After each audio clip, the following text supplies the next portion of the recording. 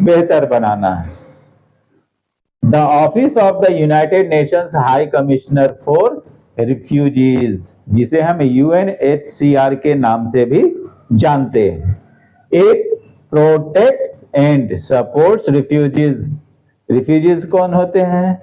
वे people जिनको उनके घर से फोर्सफुली निकाल दिया गया है और मजबूरन उसे किसी और कंट्री में शेल्टर लेना पड़ा है, उन्हें हम रिफ्यूजीज कहते हैं। जैसे 71 की वॉर के बाद बांग्लादेश से कुछ आए थे यहाँ, अभी कुछ साल पहले 10-12 साल पहले बर्मा से, म्यांमार से लोग भाग के आए थे जिन्हें हम रोहिंग्या के नाम से जानते थे, ये सभी रिफ्यूजीज कहलाते हैं। तो ये रिफ्यूजीज के हेल्प के लिए काम करते हैं।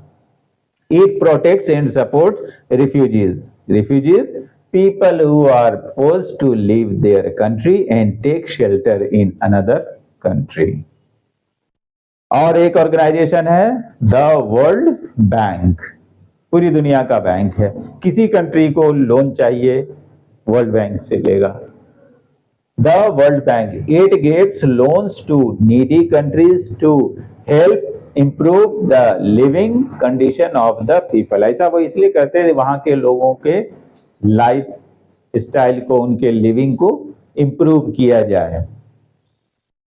पीस कीपिंग, अब पीस कीपिंग का काम ये करते हैं। तो अब तक इन्होंने कितना पीस कीपिंग का काम किया?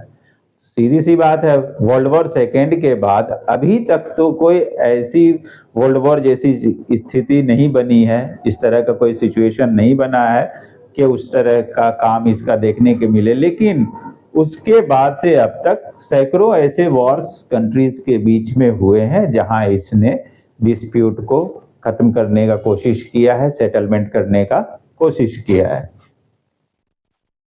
Though there has not been another world war since UN was formed, but there are wars between countries all the time. ऐसा वॉर तो नहीं हुआ, लेकिन अक्सर देश एक दूसरे से लड़ते रहते हैं, हमेशा ये वॉर चलता ही रहता है।